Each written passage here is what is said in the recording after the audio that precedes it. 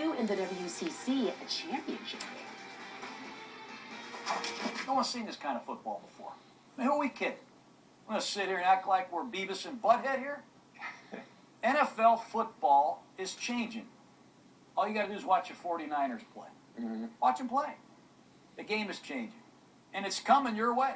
But I don't understand why Tebow isn't still playing. But doesn't he look like you right here? Look at him. He's doing some bizarre stuff. Some bizarre stuff, yeah. I used to sit here and watch Tebow. I go, man, this is bizarre. But you know what he did when he had the ball? He had a running style like yours. He's going to stiff arm, man. He's going to look for that touchdown. He's productive week in, week out. Passionate. You like football? Yes. He loved it. I don't understand how guys like you aren't in football. When you say this kid can't play in the NFL, they won the NFC or AFC West, and I saw him go to the playoffs, and I saw him throw for 300 yards, and these are good passes to me. I was at the game. That's me in the orange shirt jumping up and down. I love Tebow. I don't understand. Selling all these jerseys. Can Jordan Lynch, Tim Tebow, can't you guys find a coach in the NFL that'll play football like you guys played it? Oh, absolutely. You know, there's going to be a coach out there, and just like Tebow said when he was coming out, you know, not all 32 teams have to like you. Just one team has to, you know, really love you. And, you know, that's all it takes is our shot. All you need is one yes. We're not Beavis and Butthead.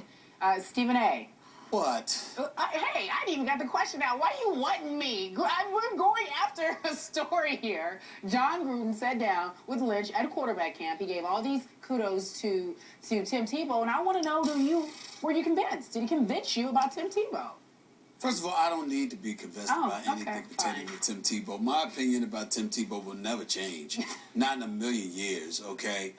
And I've often said, and I get tired of everybody using this show and this platform to misconstrue what I say just because of who I'm sitting across from.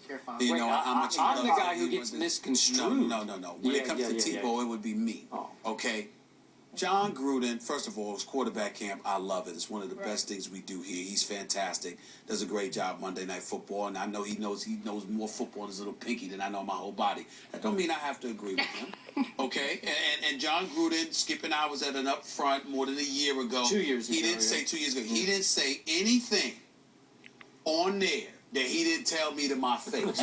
All right? I mean, he said he was punching you in the chest. Punching me in my chest the whole bit. I love John Gruden. He said he gutted the Steelers. I love John Gruden, and I have no doubt that his son may be successful because he don't listen to his brother there. But let me be very clear. Tim Tebow is not a quarterback. He is a football player who tries to play quarterback. I don't believe the boy can throw. The young man can throw. The man can throw. Whatever word is appropriate. I don't believe Tim Tebow can throw the daggone football. Period. Okay? 46.5% completion percentage. I don't care what anybody says. He cannot throw the football. But he does have the it factor that Skip has alluded to on too many more occasions that I can't count.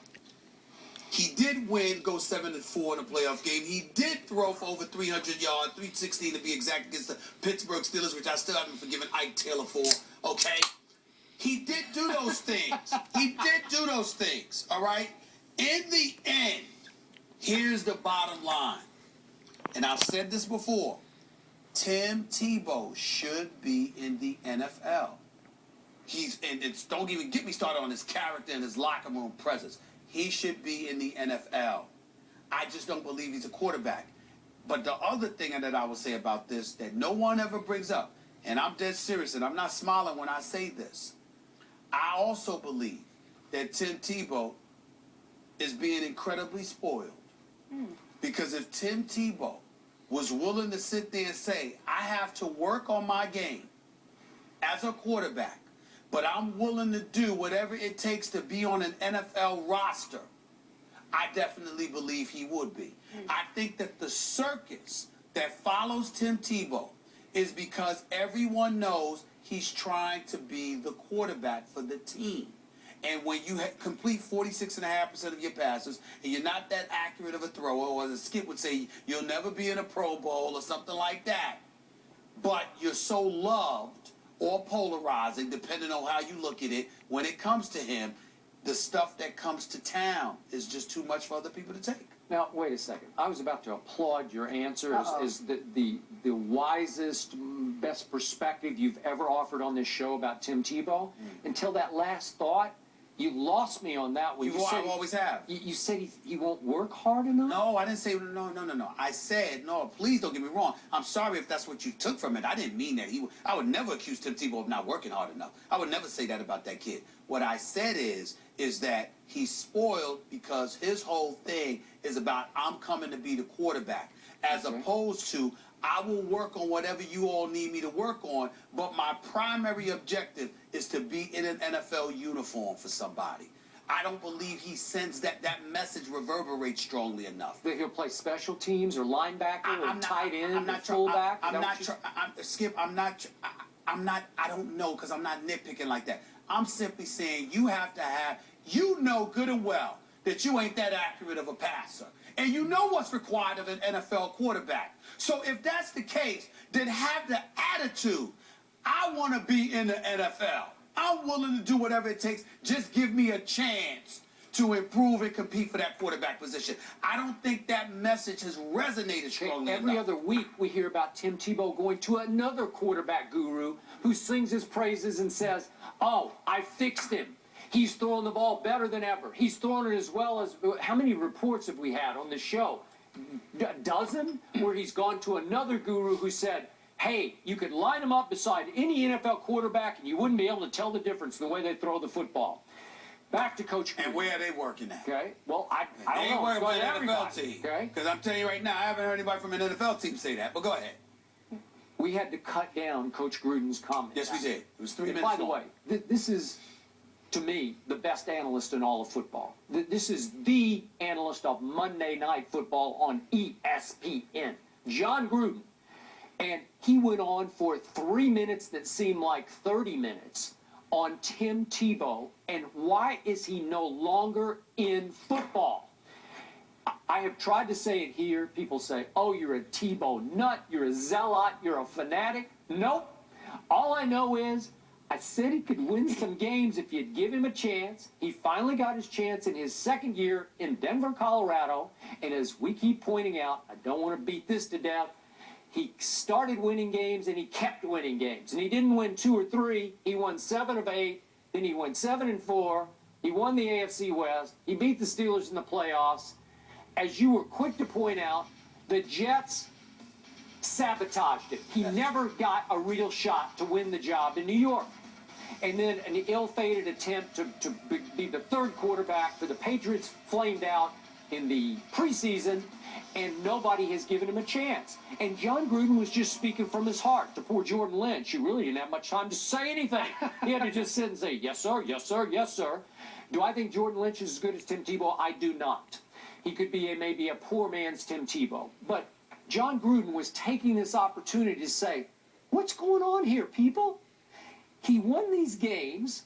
All he did was be productive and passionate. He lifted the spirits of that whole team that was 1 and 4 when he took it over. And he can't get a job? If John Gruden were coaching today, I promise you, if he were still Tampa's coach, he would be on Tim Tebow's doorstep saying, please come and save my season the way you saved Denver's season. That's all he's saying, but it took him 3 minutes to rhapsodize about the playmaker that was Tim Tebow. And that's all I've been saying, and I want to thank Coach Gruden for having the guts to say it publicly. Oh, please. He said it to us privately. I'm just saying, what do you mean the guts to say it publicly? Well, he's always, it doesn't take it. He's a football analyst, considered one of the best. He's a former Super Bowl champion as a head coach. What, we going to give him cookies because he's brave about Tim let's Tebow? Flip it around. It's not courage. It's not courage. Are you saying he's dead wrong about what he just said? I believe that Coach is right. Coach Gruden is right.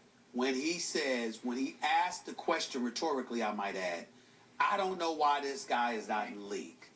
But I don't believe Mr. Gruden, Coach Gruden, when he acts like this guy can be an effect. I don't want to say quarterback because you could play the quarterback but run the football most of the time like Tebow did and spearhead the #1 rushing attack, which Denver was when he was a quarterback. But I'm saying, when I say quarterback, I'm talking passer. I'm talking passer. So am I. And I'm saying to you, I think that anybody that has watched Tim Tebow and think that he is an effective passer should be immediately drug tested, or in your case, tested for your Diet Mountain Dew. Okay, that's what I believe. I believe that Tim Tebow cannot throw the football. Yeah, that's what I believe. If memory serves, one of the most effective passers in the history of college football. Really? Sure. Oh, he beat Oklahoma in the fourth quarter of Yeah. the national championship game throwing the football, and then he went on to the Sugar Bowl and threw for, what was it, 480 yards against Cincinnati, albeit against Cincinnati? Listen. Really? You want to sit there and bring up college to me? That's fine. I wasn't going there because I wasn't talking about him at Florida, because we know he's two-time national champion, and we know he was a winner, and we know that Urban Meyer's system facilitated Tim Tebow being who he was. And by the way, when Urban Meyer was there, they were getting All-Americans that could flat-out ball, and these boys were wide open most of the time. So you can bring that up all you want to. But on the NFL level, he is below average, and that is a fact. Until the fourth quarter, I will give you that. Okay. Oh, we just only know the first three now. First 55 minutes of the game. Everybody else got to play him, but Tim Tebow gets that pass for the last 5 minutes. Okay. He okay. runs for the first 3 quarters. Okay. We're going to ignore the first 3 quarters. Boy, what is love? Only in America. We're just gonna ignore Only in America. Where's Don King when I need him? No. Here's Only in the America. scoreboard said. What is it? It says a win. Oh, okay. thank you. There we Oh. go. Barry Bonds and his first